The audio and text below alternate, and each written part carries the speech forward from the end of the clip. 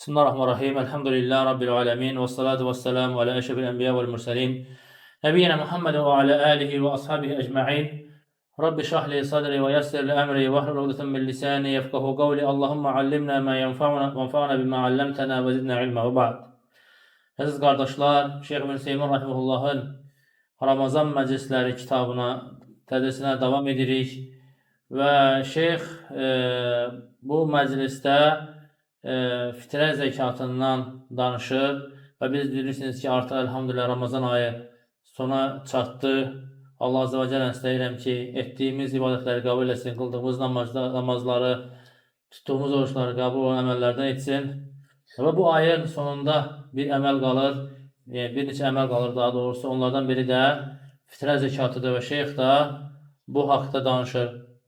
O şeyx buyurur ki, artıq bu ay tamamlandı və kim ki bu ayda mühsinlərdən oldusa, bu ayı gözəl şəkildə keçirdisə, Allah Azze ve Celle'yə bu neymətə görə həmd etsin, şükür etsin və Allah Azze ve Celle'dən əməlinin qəbul olunmasını istəsin.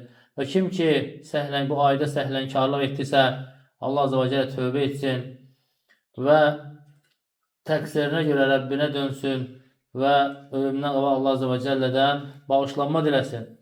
Və bu ayın sonunda edilən əməllərdən biri də az öncə dediyimiz kimi fitrə zəkatıdır. Yəni o da bayram namazından öncə edilən əməldir. Fitr sözü, yəni aftara feilinə iftar kəlməsindən eynidir. Yəni oruc açımı. Yəni bu bayramın adı, Ramazan bayramının adı nədir? Fitr bayramıdır. Yəni yemək bayramıdır. Aftara biz iftar deyirik oruc açımına. Fitr sözü də oradandır. Yəni yeməkdir. Çünki o gün bayram günü oruç tutmaq haramdır. Nə bayram namazına qədər, nə 12'ye qədər, nə bilim günortaya qədər oruç tutmaq deyən bir şey yoxdur. Bayram günü Resulullah sallallahu aleyhi ve sellem buyurduğu kimi yemək, içmək və Allah Azze ve Celle'ni zikr etmək günləridir. Fitr sözü də buradan götürülür. Və Fitr bayramının, yəni oruç bayramının zəkatı var. Oruç bayramının öz zəkatı var və şeyx də bu dərsində, bu dərsdə bundan danışır. Və şeyx buyurur ki, birinci hökmünə gəldikdə fitrə zəkatının hökmü farzdır. Allah Resulü sallallahu aleyhi ve sellem müsəlmanların üzərinə fitrə zəkatını çıxarmağı farz edibdir.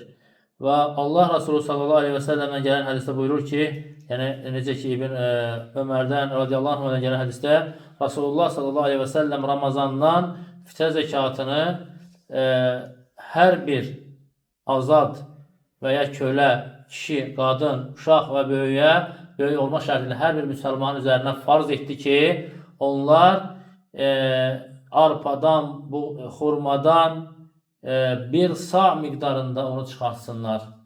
Sa kəlməsi ərəbcə ölçü vahididir qədimdə, yəni və o da 4 qoşa ovuc deməkdir. 4 qoşa ovuca sa deyilir. Və ona görə alimlər, müasir alimlər az sonra gələcək, onun hökmündə ixtilaf ediblər. Yəni 4 qoşa ovuc kiloqramla nə qədər gəlir? Az sonra o barədə danışacaq. Deməli, fitrə zəkatında hər bir müsəlmanın üzərinə farzdır. Bu deməkdir ki, kafirdirsə, kafirin əvəzinə fitrə zəkatı çıxarılmır. Lakin oruç tutmayan müsəlmanın əvəzinə çıxarılırmı? Bəli, çıxarılır. Çünki uşaqların da əvəzinə çıxarılmağı buyurub. Uşaq oruç tutmur, lakin onun da əvəzinə fitrə zəkatını çıxarırsan. Yaşlı qocaların da əvəzinə çıxarırsan, baxmıyor ki, qoca yəni sağlıq baxımından oruç tutmur.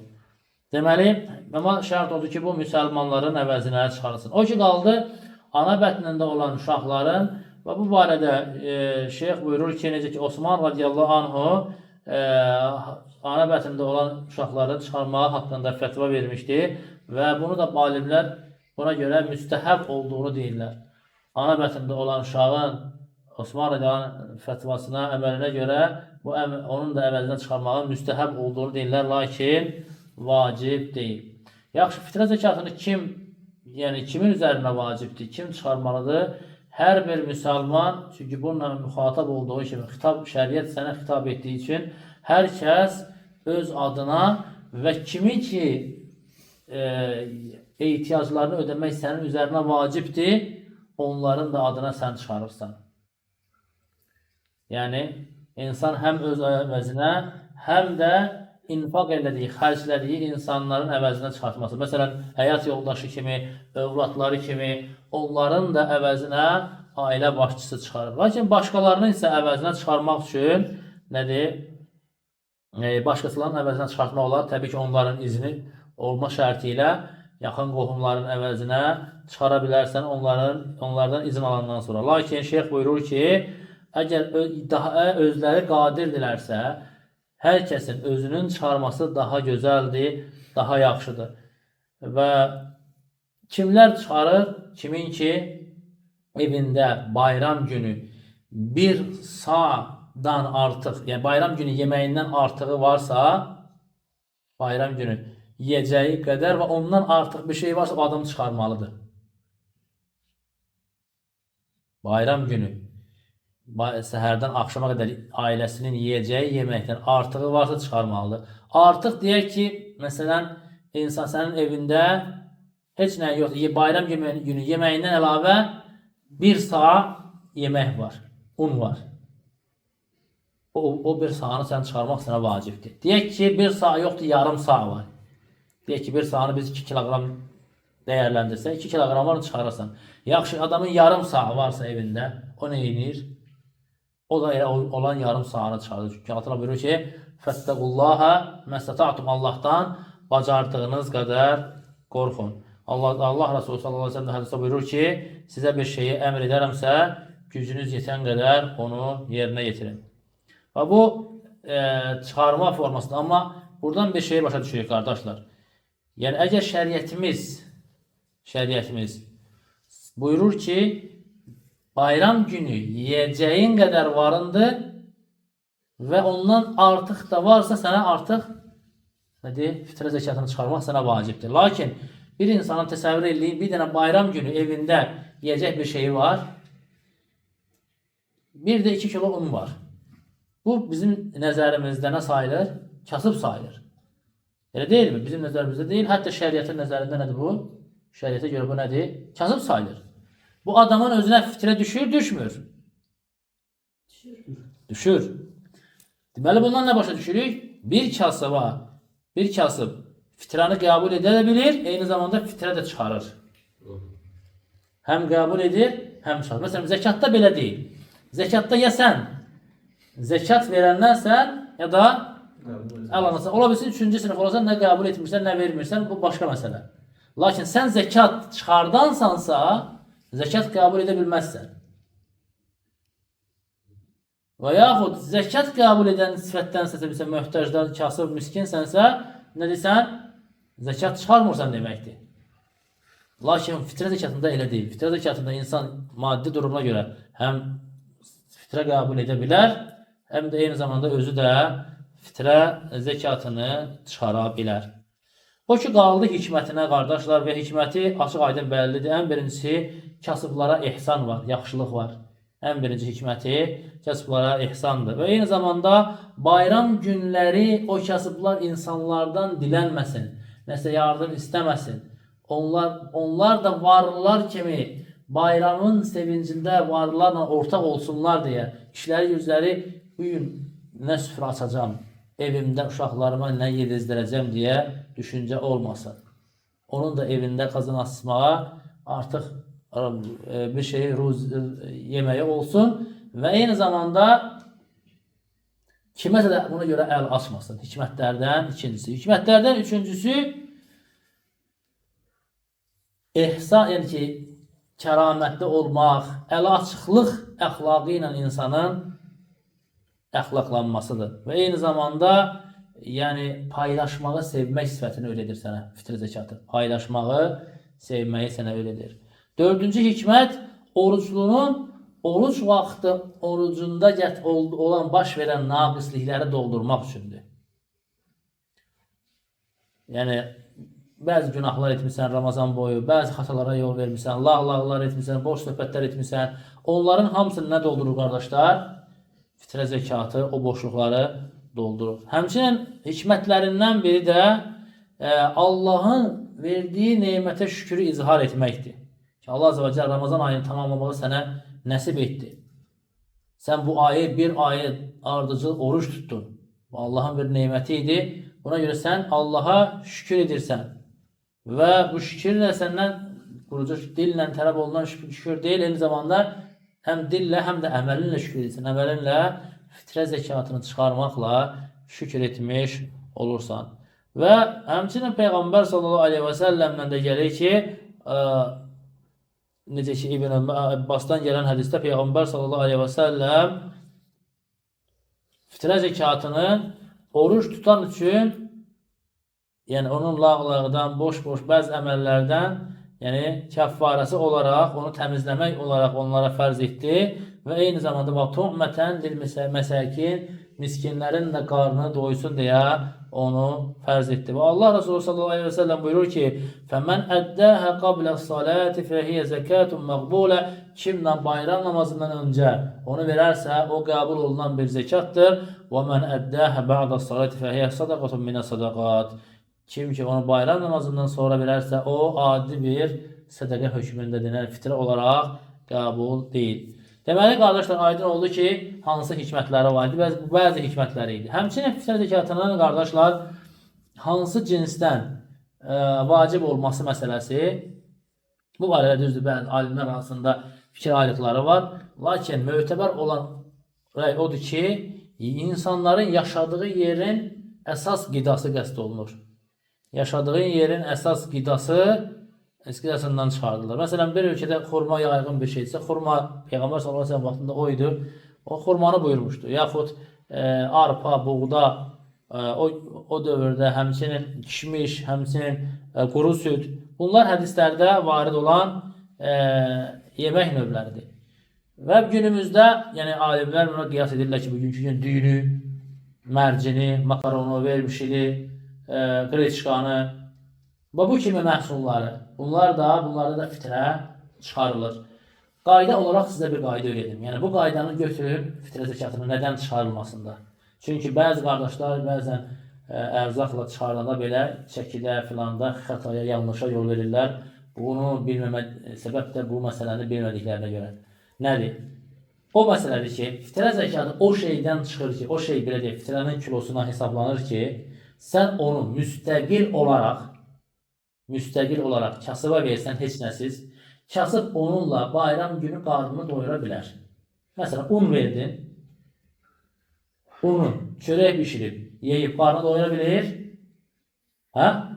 Deməli, fitrə çıxarma olar. Kasıba düyü verdin, yağsız filansız qazana attı, bişirdi, şilə edib, yiysə qarnı doyurur. Makaronlu vermişdi, suya attı, bişirdi, qarnını doyurur. Deməli, bunların hamısına da fitrə olur. Yaxşı, yağ. Yağ aldın, verdin, istər duru yağ olsun, istər kərə yağ olsun. Yağla qarnını doyura bilirmi? Deməli, fitrə verə bilməzsən yağdan. Çay. Çayla qarnını doyura bilirmi? Deməli, çay sayılır. Şəkər. Qənd. Qarnını doyura bilirmi? Konfet. Doyura bilirmi? Xeyr. Bunların heç biri fitrədə mötəbər deyil. Əgər sən almışsansa, onu kilodan saymışsansa, o sayılmır. Onu əlavə ala bilərsən. Kasıba ehsan olaraq, sədəqə olaraq, deyək ki, ailədə 5 nəfərsən, 2 kilogramdan deyək ki, 10 kilogram çıxarmalısan, 10 kilogramı dediyimiz əsas ərzaqlardan çıxar, üstünə çay da al, şəkər də al, konfet də al, nə istəyirsən al, sədəqə olaraq, onu ver, problem deyil. Heç bir problem deyil.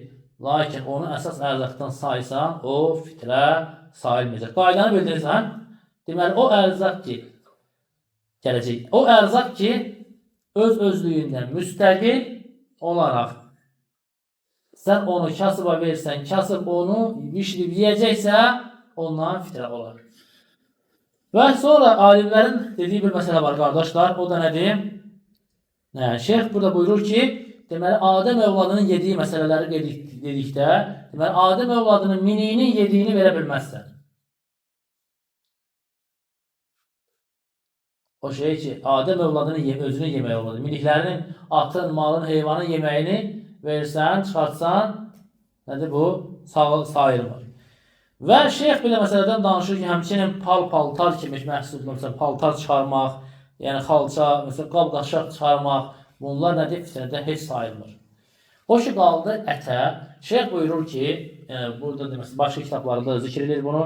Ət əgər bir yerin yaşanan yerdə, bir məntəqədə, bir ölkədə insanların əsas qidası ətdirsə, onlar fitrəni ətdən çıxara bilirlər. Düzdür, alimlərdə bunu icazə verməyənlər var. Var, amma racih olan odur ki, ətdən də çıxarılır. Əbu Səid Xudri radiyallahu anh hədisine görə deyir, Rasulullah sallallahu aleyhi və səlləmin zamanında biz fitrəni bir saat yeməkdən çıxarırdıq. Bir saat yeməkdən. Və bizim o günkü yeməyimiz deyir, arpa ilə nə idi?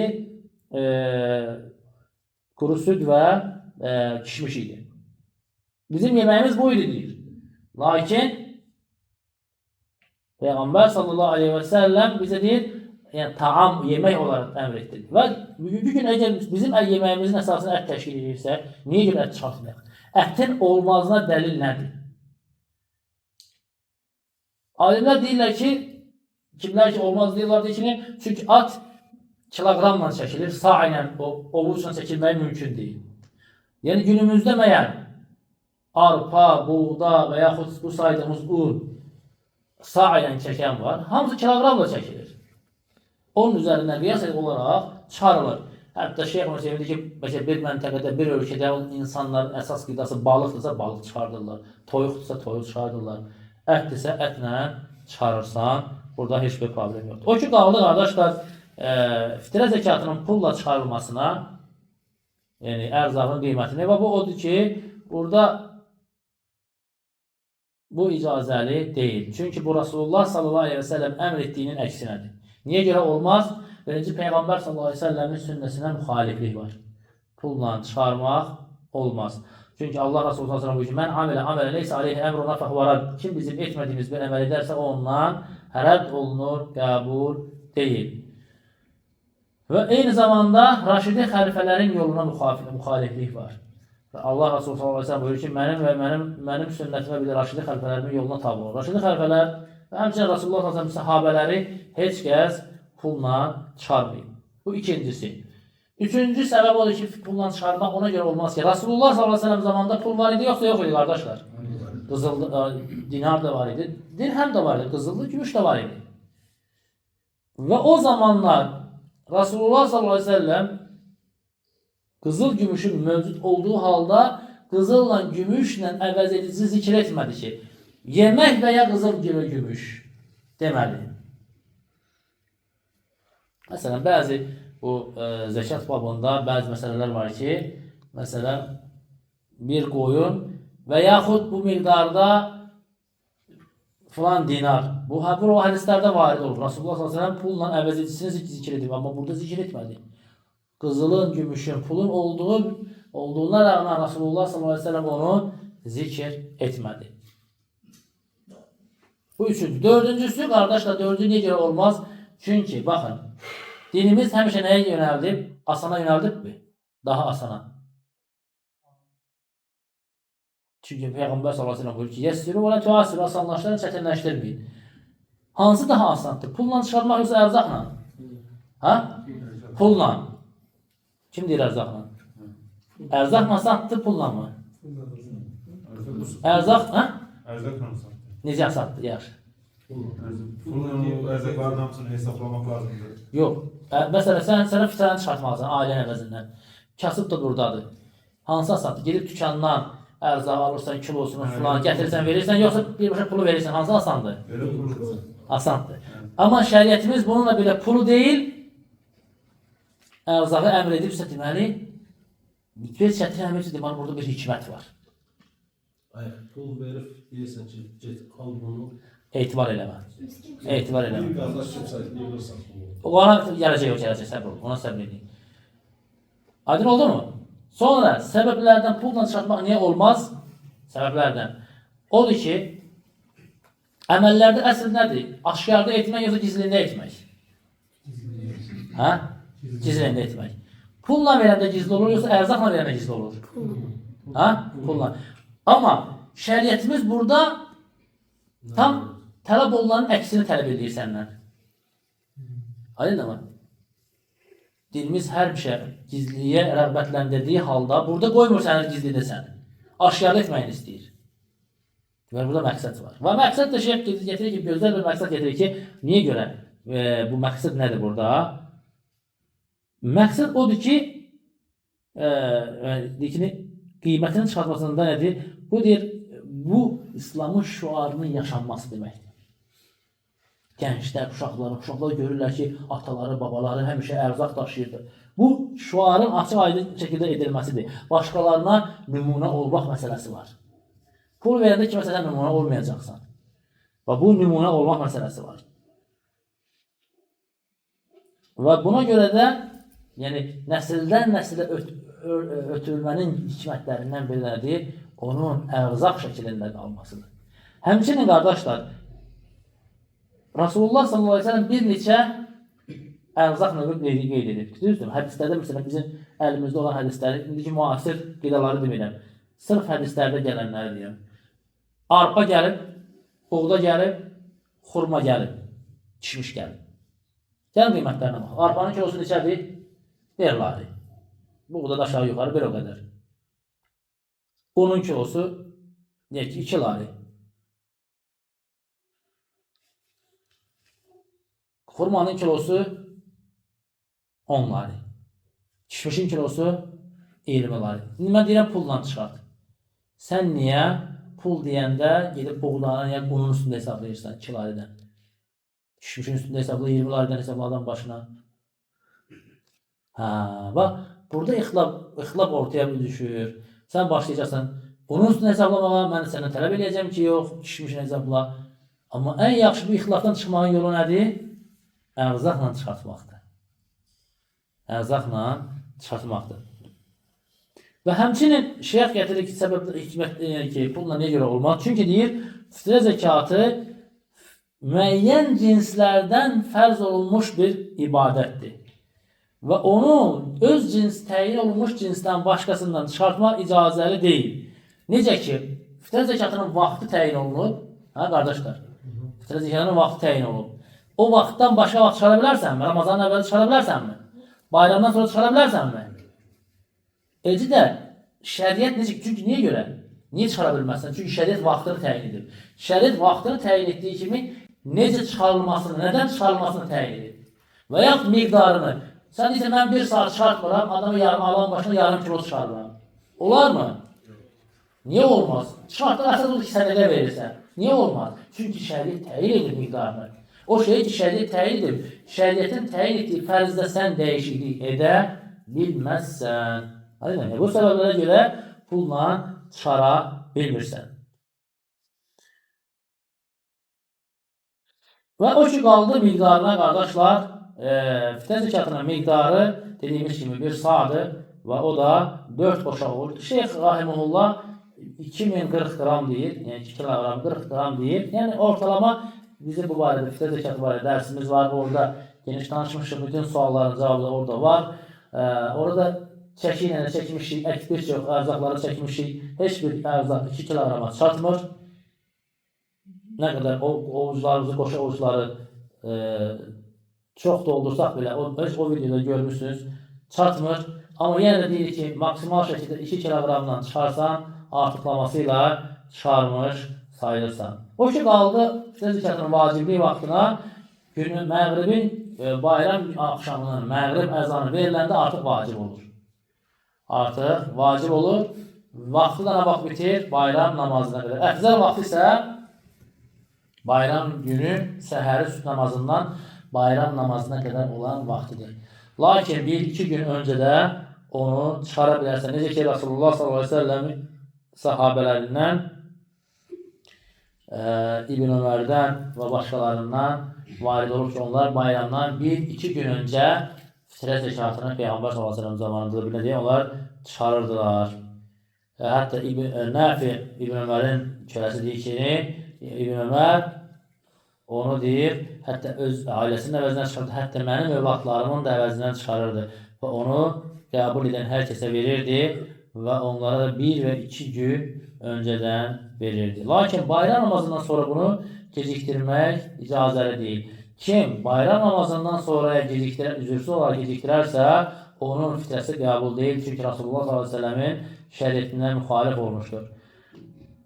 Və necə ki, hədisdə də gəldi, kim bayramdan sonra, Peyğəmbər s.ə.v buyurur ki, bayramdan sonra çıxararsa, onun sədəqəsi adi bir sədəqə hökmündədir. Lakin insan üzürlü olaraq gecikdirərsə, deyəcəksin, üzürlü necə olur? Kim getirə bilər üzrə misal? Vereceği adam evde olması. Baxşiyat gətirir ki, nədir? Verəcək adam evdə yoxsa başqasına verir. Başqasına verirsən o zaman. Hiç tanımadım, bir tanıdığı oldu. Yox, axtarırsan. Adam vereceği erzaq hazırlıqdır. Yalnız zəkat vermə vaxtı gələndə acil səfərə çıxdı. Başqasına həvalə etsin. Məsələn, bax, şeyx gün hansı məsələlərə misal getirir. Şeyx gətirir ki, misl ən yusadifə id fil bər. Səhrada olur. Bayram vaxtı səhradasan. Verəcək adam yoxdur ətrafında. Şəhərə gedib insanlara çatana qədər bayram namazı vaxtı çıxacaq. Verəcək insan yoxdur. Və yaxud bayramın xəbəri ona gec gəlir. Məsələn, biz indi əlhamdülillah məğribdən artıq xəbəri aldıq ki, sabah bayramdır. Lakin adama xəbər gəlir bayram namazından 1 saat qabaq. 2 saat qabaq. Onda bilir ki, hə, bugün bayramdır. Yetişdirib o fitrəsini verə bilmir.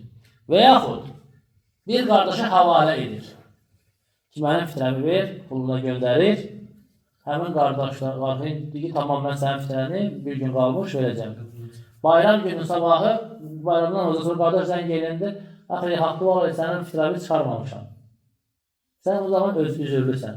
Yəni, inşallah ondan sonra çıxarılanda sənə bir günah yoxdur. Və bu məsələdə dəlildir ki, insan fitrədə başqasına havalə edir, vəkalət verə bilər. Məsələn, bir insan pulu toplayır müsəlmanlardan, müəyyən bir məbləğ təyin edilir, ortalama bir məbləğ. Adam başı söylənir, məsələn, deyirsən ki, məsələn, deyək ki, 5 lari, 10 lari təyin olunur. Bu məbləğlə ailədə mənim 10 nəfər verirsən qardaşa, deyirsən ki, 10 nəfərin ərzaq, yəni 20 kiloqram, buna deyim, ərzaq al, bunu payla. Başqasına həvalə edəməsin. Əsas odur ki, kasıba pul şəklində getməsin. Kasıba satanda ərzaq şəklində getsin. Səndən pul şəklində çıxa bilər. Başqasına verərək, vəkalət verərək verə bilərsən. Lakin o şərtlə odur ki, ərzaq alsın, kasıba çatdırsın. Lakin kasıbın özünə pul şəklində birbaşa ona pul şəklində vermirsən. Həmçinin bu niyə görə pulla olmaz? Bir də onu əlavə edək ki, kasıba pul verərsənsə, şəriətin fitrə zəkatında olan hikməti aradan qalxır.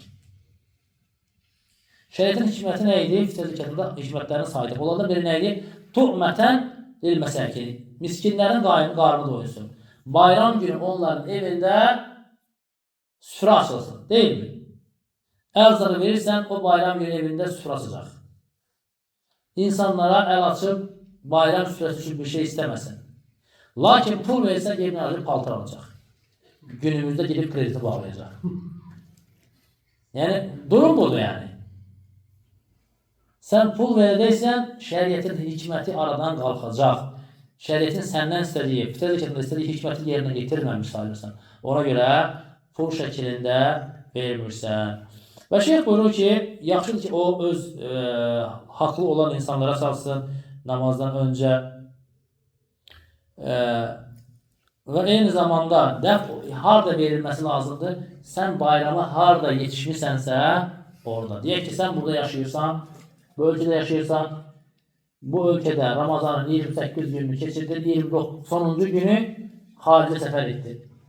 Getdinsə, yaxşıdır ki, hansı ölkə getmirsənsə, bayram axşamını harada axşamladınsa, fitrəni o ölkədə çıxarlasan. Lakin öz ölkəndə də çıxara bilərsən. Və yaxud əksi, problem deyil. Lakin əfzəl olan insan bayram axşamı haradadırsa, o ölkədə orada olan kasıblara çıxır. Orada kasıb tapmasa, o zaman başqa yerə nəql edə bilir və burada da heç bir problem yoxdur. Fitrə zəkatı, yəni qayda söhbətimizin əvvəlindəki məsələyə kimlərə verilir? Dediyimiz kimi, müsəlman kasıblara, istər borçlu olan, fərqi yoxdur, maddi durumu zəif olar, hər bir müsəlmana fitrə zəkatı verilir ve onların ihtiyacı miqdarında verilir. Veya fitrə zəkatını bir neçə fəqərə bölə bilərsən, bir ailənin ərzağını bir neçə fəqərə bölə bilərsən, hətta bir nəfərin 2 kiloqramı yarım kiloqramdan bölə bilərsən. Məsələn, 2 kiloqram makaron alırsan, yarım kilo 4 ayrı adama verə bilərsən. Amma yaxud da bir neçə adamın da fitrəsini bir adama verə bilərsən. Bunların hər biri icazəlidir. Və şəriətimiz, baxın, bu fitrədə nəyi təyin edir? 3 dənə məsələni. Birincisi, ərzaqdan olmasını, ikincisi, miqdarını, üçüncüsü də vaxtını. Şəriətimiz təyin edib ki, hər kasıba qədər verəsən deyə. Qaçıq qoyub. Ona görə də bu məsələdə kimsə təhdid edə bilməz ki, bu qədər verməlisən deyə. Belə bir şey yoxdur. Yəni, bir neçə ailələr bir insana da verə bilər. Allah'tan istəyirəm ki, etdiyimiz əməlləri qəbul olunanlardan eləsin. Allah Azze ve Celle oruçlarımızı, namazlarımızı qəbul eləsin. Allah Azze ve Celle bizə sözlərimizdə, əməllərimizdə ixlaslı qullarına eləsin. Bizi xeyir əməllərə müvəffəq eləsin. Allah Azze ve Celle bizləri növbəti Ramazanlara yetişməyi bizlərə nəsib eləsin. Subhanakallahumma bihamdik. Əşhədu an la ilaha illə ente estağfiruke və etûbü ileyk.